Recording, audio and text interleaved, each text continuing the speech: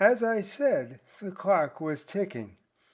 It was down to about 4 seconds, and the penalty for a delay of game would be severe. I focused on the hot water knob on the wall. With only a few seconds left, it was now or never. I closed my eyes in an extended blink as I arched my upper body forward and grasped the knob. As expected, my right foot went directly under the faucet 2 seconds before the water flow stopped. I think I began talking in tongues. I opened my eyes and surveyed the damage. It wasn't a pretty sight. I knew that burns keep burning under the skin even after the heat source is removed, so I had to get moving. At least I had traction now that the water had drained out of the tub. That, combined with my upper body strength, might get me out of the tub without too much effort. The pain was intense, but I had to focus. The best way I knew to do that was to turn on the hypnosis. I blinked as I propped my left foot against the side wall of the tub, put my hands atop the tub wall behind me, and slowly lifted myself up to a sitting position.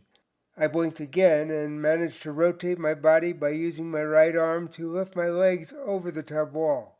It wasn't too easy to walk when both legs were functioning, but now I was down to one functioning leg and an inability to hop.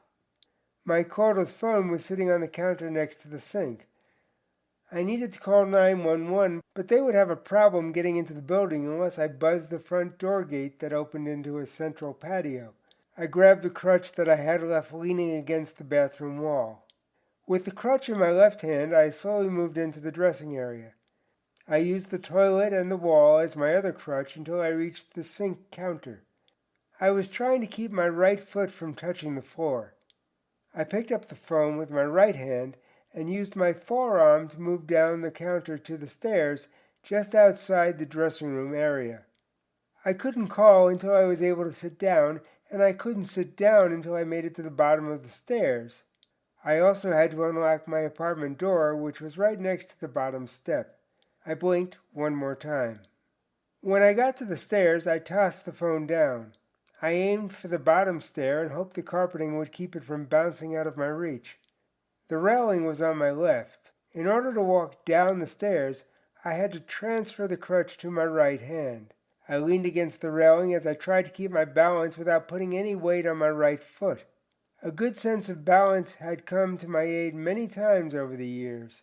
I worked my way down to the bottom step and slowly lowered myself down.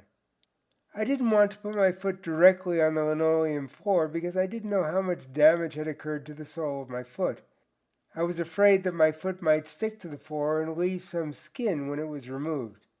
I had always wished the apartments had come with washers and dryers, but in this particular instance, I was glad my wish hadn't come true. I had planned to do my laundry after taking a shower. I even had a laundry basket on wheels for the occasional outing to the laundry room. I had left it by the stairs, which made it easy to pull out some of the laundry and spread it on the floor as a cushion for my foot. Now that I was stabilized, I called the paramedics. I calmly explained what had happened and was told they would be there immediately. After ending the call, I set about ensuring that they would be able to get to me. First off, I reached up and unlocked my apartment door. Then I called my next-door neighbor. Jimmy was a part-time actor and full-time playboy. I knew he didn't have an acting gig scheduled, and it was a little too early in the day for playboying. I figured he was still sleeping. I dialed his number, and after 3 or 4 rings, heard the receiver get picked up off the phone. I didn't hear whether he had it to his ear when I told Jimmy that he needed to come over right away.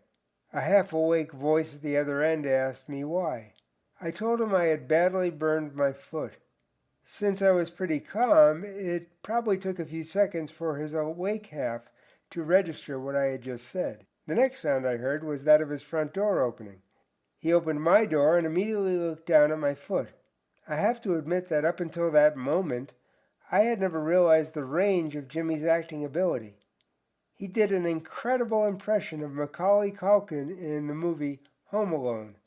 It took a few seconds to snap Jimmy out of the Culkin impression. I could tell that he hadn't come across this type of situation too often. I told him that I had already dialed 911, but I needed him to hit the intercom button that opened the front gate in order to let the paramedics in. He started a frantic walk up and down the hallway. What was perplexing was that his apartment was an exact duplicate of my apartment, in reverse. He knew where the intercom was, but he just didn't see it.